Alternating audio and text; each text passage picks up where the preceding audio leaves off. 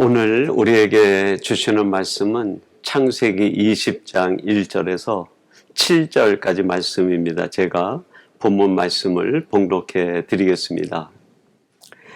아브라함이 거기서 네게부 땅으로 옮겨가 가데스와 술 사이 그랄에 거류하여 그의 아내 사라를 자기 누이라 하였으므로 그랄 왕 아비멜렉이 사람을 보내어 사라를 데려갔더니 그 밤에 하나님이 아비멜렉에게 현몽하시고 그에게 이르시되 내가 데려간 이 여인으로 말미암아 내가 죽으리니 그는 남편이 있는 여자임이라.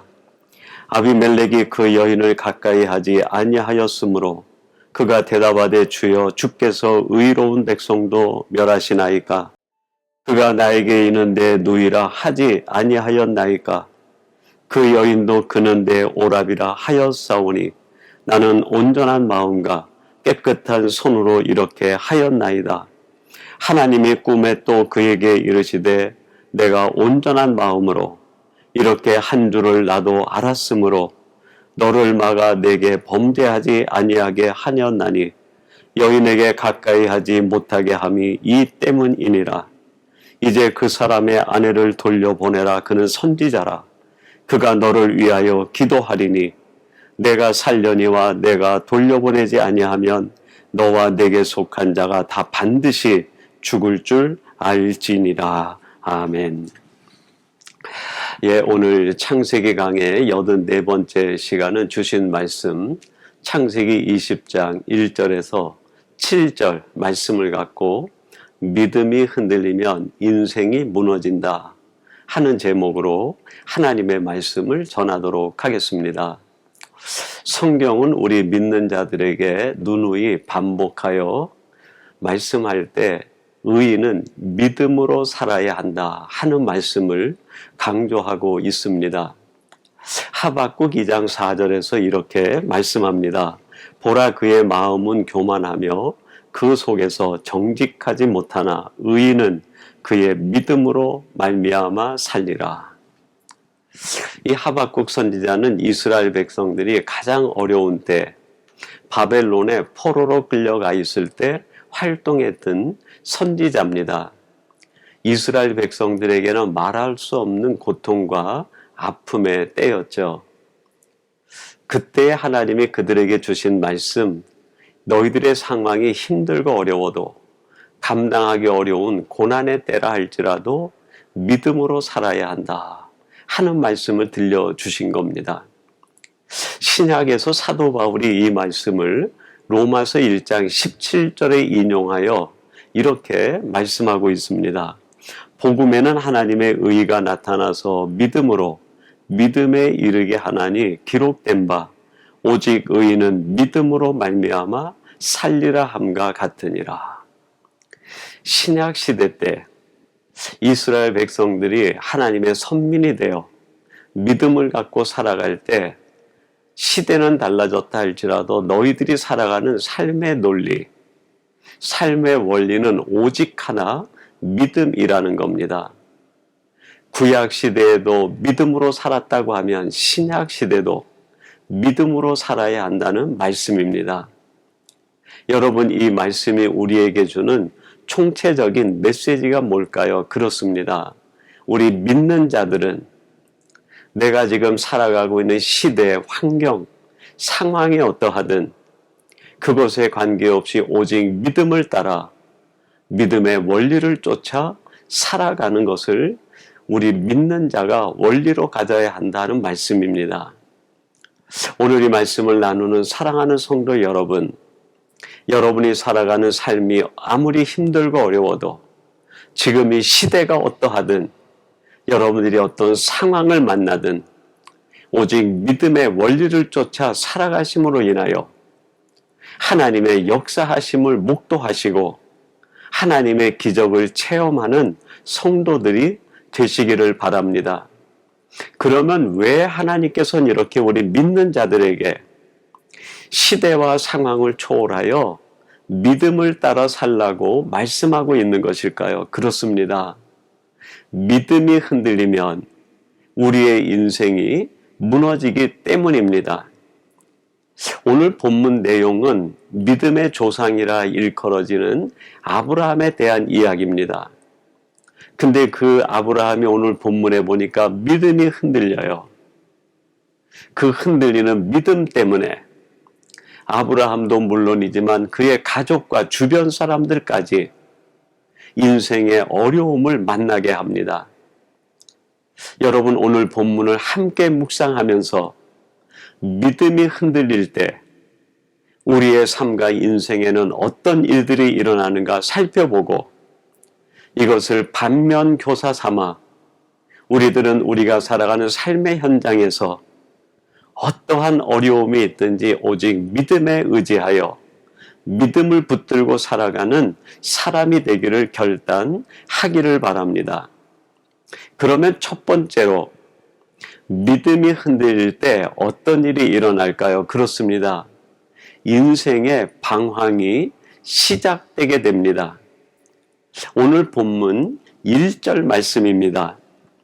아브라함이 거기서 네게부 땅으로 옮겨가 가데스와 술 사이 그랄에 거류하며, 아브라함이 원래 거하던 데는 헤브론이었어요. 근데 그 헤브론은 더 이상 거하지 못하고 이 그랄 지역으로 내려갔다라고 얘기합니다. 여러분, 믿음이 흔들리면 그의 삶이 내려가게 됩니다. 추락하게 되는 거죠. 헤브론이라는 이름의 뜻은 사귐, 교제, 그런 뜻이에요.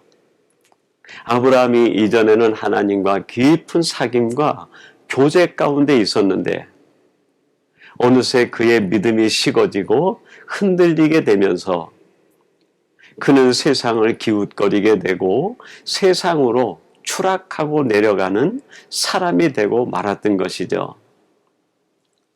여러분, 믿음이 흔들릴 때 우리 인생에 문제가 찾아오는데 그 문제의 첫 번째는 방황하는 인생이 된다는 겁니다. 세상을 기웃거리게 되고 추락하는 인생이 되고 말아요. 헤브론에서 그랄로 내려갈 때 그가 가데스와 술 사이에 거류했다라고 얘기합니다. 가데스는 히브리어로 거룩한 그런 뜻이에요. 술은 성벽, 사람이 쌓은 곳, 안전지대, 그런 뜻이 있어요. 여러분, 내 믿음이 식거나 흔들리게 되면 어느새 내가 거룩한 곳에 살던 사람이 그곳을 떠나 사람들이 생각하는 안전지대, 사람이 쌓아놓은 성벽을 의지하게 되고 그곳을 향하게 됩니다. 내 믿음이 식어지고 내 믿음이 흔들리는 순간 내 삶에서 거룩은 무너져 내리고 자꾸 세상으로 내 인생을 위탁하고자 하는 마음이 들어요. 여러분, 이것이 신앙인의 위기 아닙니까? 창세기 3장 8절에 보면 아담과 하와가 하나님이 금하신 선악과를 따먹은 뒤에 이런 삶의 변화가 나타나는데 본문은 이렇게 말씀을 합니다. 그들이 그날 바람이 불 때 동산에 거니시는 여호와 하나님의 소리를 듣고 아담과 그의 아내가 여호와 하나님의 낯을 피하여 동산나무 사이에 숨은지라. 하나님께서 금하신 선악과를 따먹은 뒤에 그의 마음에 죄가 들어오고 하나님에 대한 믿음이 흔들리고 식어지게 되자 그들에게 나타나는 현상이 하나님의 낯을 피했다고 얘기합니다. 하나님이 오시는 소리를 듣고 동산나무 사이에 숨었다고 얘기합니다.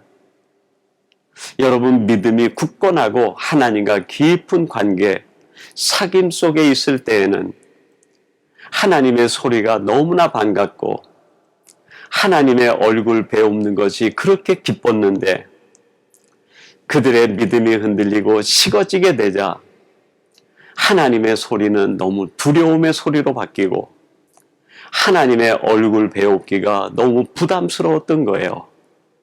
그래서 그들은 하나님이 주신 은혜의 동산에서 점점 숨어 하나님의 낯을 피하는 지경에 이르고 만 겁니다.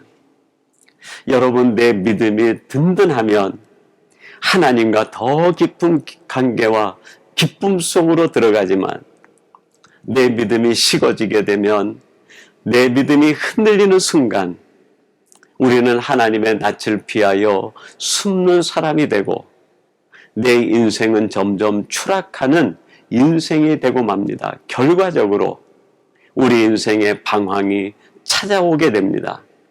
오늘 이 말씀을 나누는 사랑하는 성도 여러분, 여러분은 어떤 일이 있든지, 여러분이 어떤 시대 상황 가운데 있든 흔들리지 않는 믿음으로 말미암아 하나님과는 더 깊은 교제와 사귐 속에 살아가시고 하나님의 소리와 하나님의 얼굴 배우는 것이 여러분 인생 최고의 기쁨이 되기를 간절히 바랍니다. 두 번째로 믿음이 흔들리게 되면 눈앞에 있는 하나님의 축복을 보지 못하게 됩니다. 오늘 본문 말씀 2절입니다. 이렇게 말씀합니다. 그의 아내 사라를 자기 누이라 하였으므로 그랄 왕 아비멜렉이 사람을 보내어 사라를 데려갔더니, 지금이 아브라함이 그랄에 내려가서 그랄 사람과 그랄 왕이 두려워 자기 부인인 사라를 보고 너는 내 누이라 하라, 그렇게 말을 맞춘 거예요. 이렇게 말을 맞추고 나니까 그 그랄 왕 아비멜렉이 사라를 자기 부인으로 삼기 위하여 데려갔다 얘기합니다. 여러분, 지금 이 사건이 일어난 때는 아브라함이 그의 갈대아 우르 지역을 떠난 지 24년 마지막 무렵입니다.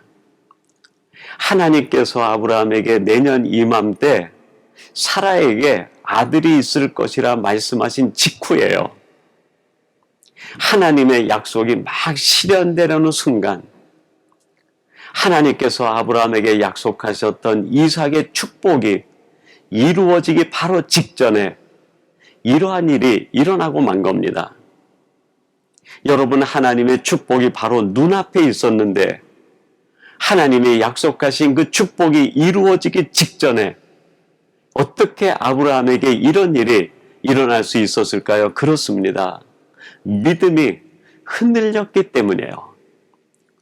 여러분, 내 믿음이 흔들리면 하나님이 약속한 축복이 바로 내 눈앞에 있음에도 불구하고 그것을 보지 못해 엉뚱한 선택을 하고 결과를 만들게 됩니다. 여러분, 이스라엘 백성 역시 마찬가지였어요.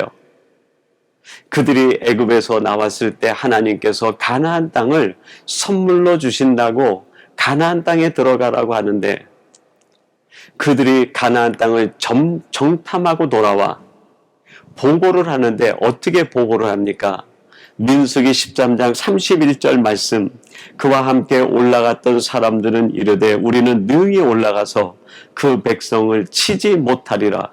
그들은 우리보다 강하니라 하고, 가나안 땅을 정탐하고 돌아온 사람들 중에 여호사와 갈렙을 제외한 10명의 정탐꾼이 보고를 하는데 그 땅은 정말 좋은 땅인데 우리는 그들을 이길 수 없다. 우리는 그들 앞에 메뚜기 같고 그들을 상대할 수 없다고 부정적인 보고와 불신에 찬 보고를 합니다. 믿음이 흔들린 거죠. 여러분, 믿음이 흔들리게 되자 바로 눈앞에 하나님께서 일찍이 아브라함과 그의 후손들에게 약속했던 젖과 꿀이 흐르는 땅이 있음에도 불구하고, 가나안의 축복이 직전에 있음에도 불구하고 그것을 보지 못하고 누리지 못하는 거예요. 여러분, 믿음이 없으면 하나님의 축복이 보이지 않습니다. 믿음이 흔들리면 하나님의 실현되어가는 그 은혜가 보이지 않아요. 내 믿음이 점점 식어져 버리면 하나님의 약속이 이루어지고 있는 것을 깨닫지를 못합니다. 지금 이스라엘 백성들이 가나안을 목전에 두고 믿음이 흔들리게 되자 오래전에 약속하셨던 그 하나님의 약속이 실현되는 직전에 있었지만 그거를 보지 못하고 다시 광야로 돌아 나가게 됩니다. 얼마나 안타까운 일입니까? 그러나 여러분, 믿음이 분명하면 상황을 초월하여 하나님이 약속한 그 축복이 선명하게 보입니다. 가나안을 정탐하고 돌아왔던 여호수아와 갈렙이 백성들에게 이렇게 이야기합니다. 민수기 14장 8절 말씀이에요. 여호와께서 우리를 기뻐하시면 우리를 그 땅으로 인도하여 들이시고 그 땅을 우리에게 주시리라. 이는 과연 젖과 꿀이 흐르는 땅이니라. 믿음이 분명했던 여호수아와 갈렙은 그 땅을 정탐하고 난 뒤에 하나님의 축복이 눈앞에 직면해 있는 것을 본 거예요. 우리들은 약하고 우리들은 부족하지만 우리가 하나님의 약속하신 말을 분명히 믿게 되면 하나님은 반드시 그 땅을 우리에게 주실 뿐 아니라 우리가 확인해 본 바 그 땅은 젖과 꿀이 흐르는 땅이라 하나님의 축복이 선하게 보인 거예요. 여러분, 이 세상을 살아가는데 어떤 사람이 하나님의 은혜와 축복을 받아 누리고 어떤 사람이 하나님의 축복과 먼 거리를 두고 살아가는 사람이 될까요? 그렇습니다. 믿음의 문제예요.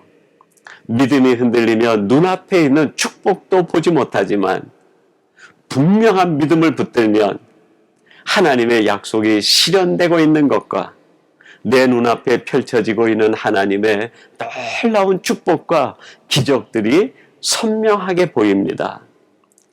오늘 이 말씀을 나누는 사랑하는 성도 여러분, 여러분은 믿음 없는 자가 아니라 분명한 믿음의 눈을 가져 여러분 눈앞에 펼쳐지고 있는 하나님의 기적과 축복을 보고 누리며 살아가는 성도들이 되시기를 주님의 이름으로 축원합니다.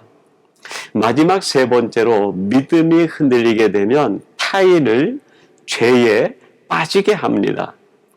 오늘 본문 5절 말씀이에요. 그가 나에게 이는 내 누이라고 하지 아니하였나이까. 그 여인도 그는 내 오라비라 하였사오니 나는 온전한 마음과 깨끗한 손으로 이렇게 하였나이다. 하나님께서 이제 사라를 데려온 아비멜렉을 향해 그는 아브라함의 아내니 그를 돌려보내라 말씀하셨어요. 그때 이 아비멜렉이 얘기합니다. 나는 몰랐습니다. 아브라함도 그의 부인도 누이라 오라비라 하였기 때문에 내가 그녀를 데려왔습니다. 여러분이 아비멜렉이 죄를 범할 뻔한 이 상황은 누가 연출해낸 겁니까? 그렇습니다. 아브라함의 아브라함. 믿음의 조상이라고 하는 아브라함이 타인을 죄에 빠지게 만들어버린 거예요. 자칫하면 하나님의 손에 죽임을 당하는 사람이 되게 할 뻔한 겁니다. 왜 이런 일이 일어났을까요? 그렇습니다. 아브라함의 믿음이 흔들렸기 때문이에요. 여러분, 믿음이 흔들리면 그것은 내 문제로 끝나는 것이 아니라 그것은 공동체의 문제로 발전하게 됩니다. 타인을 죄에 빠지게 하고 공동체를 시험에 들게 만드는 거예요. 그러나 여러분, 내 믿음이 분명하면 그 분명한 믿음을 통해 공동체가 살아나고 타인의 생명이 구출받게 됩니다. 제가 조금 전에 말씀드린 가나안을 정탐했던 10명의 정탐꾼의 흔들리는 믿음의 보고를 들은 이스라엘 백성들은 어떤 결과를 맞이하게 됐을까요? 그것이 민수기 14장 35절에 기록되어 있는데 이렇게 말씀합니다. 나 여호와가 말하였거니와 모여 나를 거역하는 이 악한 회중에게 내가 반드시 이같이 행하리니 그들이 광야에서 소멸되어 거기서 죽으리라. 믿음이 흔들린 10명의 정탐꾼의 보고, 그들의 흔들린 믿음은 그들만 불행하게 만든 것이 아니라 애굽에서 나왔던 약 200만이나 되는 이스라엘 민족 전체를, 여호수아와 갈렙을 제외한 모든 사람들이 광야에서 40년 동안 고통받다가 광야에서 소멸되고 죽음을 맞이하게 한 겁니다. 흔들린 믿음, 그것으로 말미암아 생긴 일은 나 혼자만의 불행으로 끝나는 것이 아니라 공동체를 고통에 빠뜨리게 하고 공동체를 죽음으로 몰아가는 독이 되고 맙니다. 그러나 여러분 반면에 분명한 믿음을 갖고 흔들리지 않는 믿음을 가진 사람을 통해선 자신뿐 아니라 공동체가 회복이 되고 살아나게 됩니다. 사도행전 27장 25절 26절에 사도 바울의 고백입니다. 그러므로 여러분이 안심하라. 나는 내게 말씀하신 그대로 되리라고 하나님을 믿노라. 그런즉 우리가 반드시 한 섬에 걸리리라 하더라.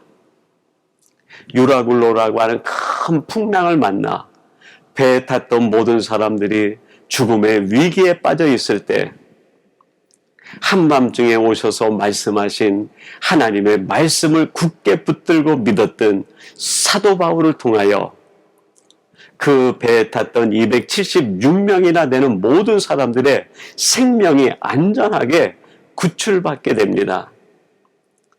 여러분, 흔들리지 않는 믿음을 가진 한 사람이 세상을 구하는 겁니다. 공동체를 살리는 거예요. 사랑하는 성도 여러분, 내가 속한 공동체의 생명과 파멸, 내가 속한 공동체의 은혜와 그 공동체의 아픔이 임하는 것은 바로 내가 어떤 믿음의 사람이 되느냐 문제입니다. 내 믿음이 흔들리면 나로 말미암아 공동체가 어려움을 겪어요. 그러나 내 믿음이 분명하면 내 분명한 믿음을 통하여 공동체의 길이 열리고 새로운 역사가 이루어지게 됩니다. 사랑하는 성도 여러분, 오늘 주시는 말씀을 통하여 아브라함의 잠깐 흔들렸던 그 믿음이 어떤 결과를 만들어냈는지 이것을 우리가 깊이 깨닫고 반면교사 삼아 우리는 내가 살아가는 삶의 현장에서 어떤 고난과 역경이 온다 할지라도 흔들리지 않는 믿음으로 나 자신은 물론이지만 공동체에까지 유익을 끼치고 우리 주변을 생명으로 이끌어 나가는 하나님의 사람들이 되시기를 간절히 바랍니다. 오늘 이 말씀을 나누는 저와 여러분이 이러한 믿음의 사람이 되기를 주님의 이름으로 축원합니다. 우리 같이 기도하겠습니다. 하나님 아버지, 성경은 우리에게 누누이 강조하여 말씀하시기를 오직 의인은 믿음으로 살아야 한다고 가르쳐 주시니 감사합니다. 우리의 믿음이 흔들릴 때 우리의 인생이 무너지기 때문임을 오늘 아브라함의 이야기를 통하여 다시 한번 깨닫게 해주시니 감사합니다.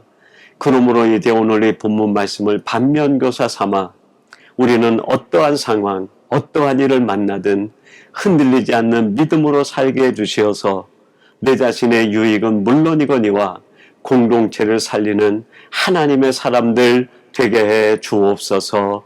예수님의 이름으로 기도하옵나이다. 아멘.